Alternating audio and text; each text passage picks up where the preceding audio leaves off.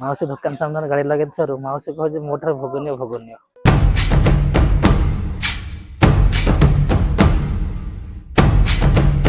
Hello everyone, Sambalpur ସିରିଜର ଆଉ ଏକ ନୂଆ ଭିଡ଼ିଓରେ ଆପଣ ସମସ୍ତଙ୍କୁ ସ୍ୱାଗତ। ସମଲେଶ୍ୱରୀ ମନ୍ଦିରରୁ ମୁଁ ଏବେ ହୁମା ଗସ୍ତରେ। ସମଲେଶ୍ୱରୀ ମନ୍ଦିରରୁ ବାହାରି ମୁଁ ବସ୍ ମାଧ୍ୟମରେ ଆସିଲି IRTC, ଏମିତି IRTC ନା କ'ଣ ଏମିତି ଛକ ନାଁଟା ଭୁଲିଗଲି। ସେଇ ଛକ ସେଠାରେ ଜଣେ ଚିହ୍ନା ଭାଇ ମୋର, ତାଙ୍କଠାରୁ ତାଙ୍କ ବାଇକ୍ ଧରିକି ମୁଁ ଏବେ ହୁମା ଗସ୍ତରେ ବାହାରିଛି। ତେଣୁ ଚାଲନ୍ତୁ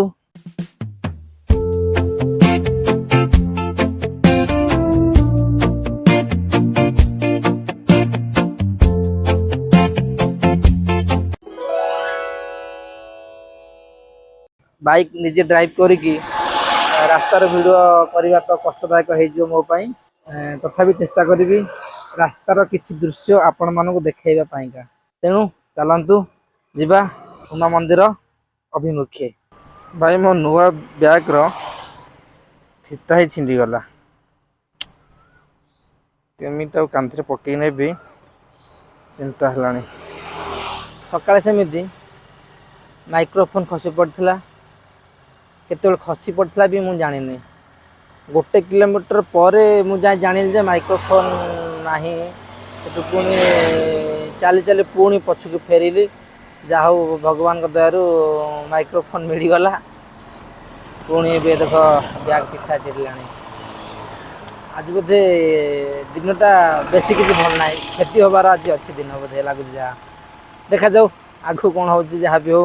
जदि एमती फिता छिंडा फिता नहीं जदि जाए ना नुआ बैग किणवाई दुकान जा पड़ो।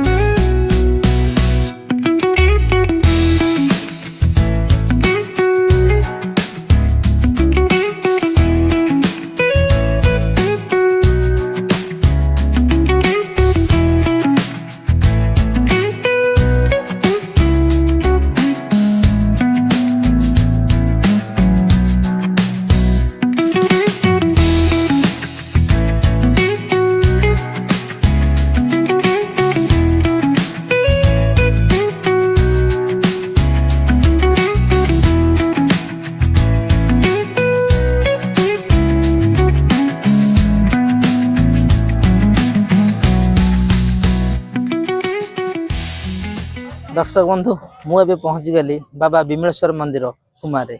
मो पछपट देखी पारे मंदिर सामने एमती किसी भोग दुकान। बाइक मोर एठी पार्किंग करिछि। माउसी दुकान सामने गाड़ी लगे माउसी कहे मो ठार भोगनीय भोगनीय। भोग तो मोर 3 बार ना, कारण भोग किणले करी कौन।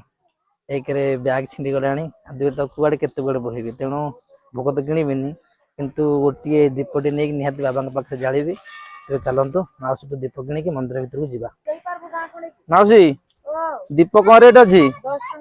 10 टका। आ गोटे दीप दियो। नहीं भोग नेबिनी, भोग नहीं कौन करी ना मो था दीप खाली गोटे नहीं जावा। एटा मु यूट्यूब वीडियो करूछि हैला। हाँ हाँ तमर पुणी माने लोक प्रचार हम ना। लोक आसिले अब जे माउसी भोग किणवे मु कहिदेवी जे जी आसीबो माउसी भोग किणवे बोली मु कहिदेवी हैला। आ मते गोटे दीप गोटे दियो।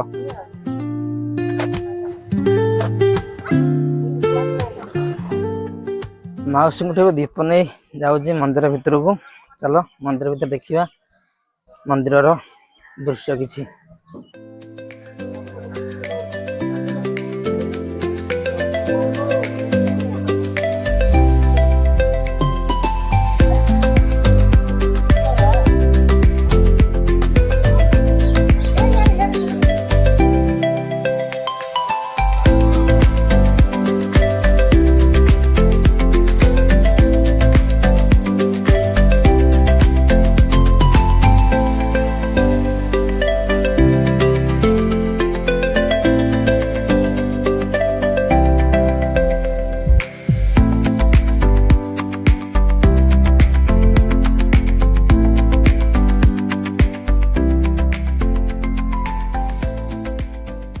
ମହାନଦୀ କୂଳରେ ବାବା ବିମଳେଶ୍ୱରଙ୍କର ଏହି ବକ୍ର ମନ୍ଦିରଟି ଖୁବ୍ ସୁନ୍ଦର ଆଉ ମନୋହର।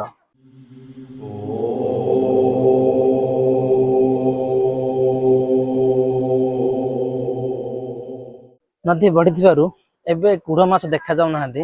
ଏଠି କୁଢ଼ ମାଛ ଯୋଉଟାକି ଲୋକମାନେ ମାରନ୍ତି ନାହିଁ, ଖାଆନ୍ତି ନାହିଁ। ବିଶ୍ୱାସ ଅଛି ଯେ କୁଢ଼ ମାଛ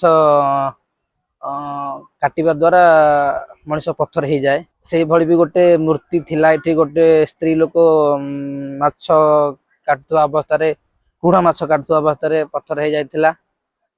ନଦୀ ବଢ଼ି ଲାଗି ସେ ମୂର୍ତ୍ତିଟି ବି ବୁଡ଼ି ଯାଇଛି। ଆଉ କୁଢ଼ ମାଛ ମାନେ ଦେଖା ଯାଉନାହାନ୍ତି। ଯଦି ନଦୀ ବଢ଼ି ନଥାନ୍ତା ହୁଏତ କୁଢ଼ ମାଛ ଦେଖିବାକୁ ମିଳିଥାନ୍ତା, ଆଉ କିଛି ଖାଦ୍ୟ ଆଣିଥାନ୍ତେ ଆମକୁ ଦେଇଥାନ୍ତେ ଖାଇବା ପାଇଁକା। ଛାଡ଼, ଏବେ ତ ନଦୀ ବଢ଼ି ଯାଇଛି, ବାବାଙ୍କ ଦର୍ଶନ ହେଇଗଲା। ଆଉ ବାସ୍, ଆଉ କିଛି କଣ ଅଧିକା ଆଶା କରିବା ମହାନଦୀର ଏଭଳି ସୁନ୍ଦର ରୂପ।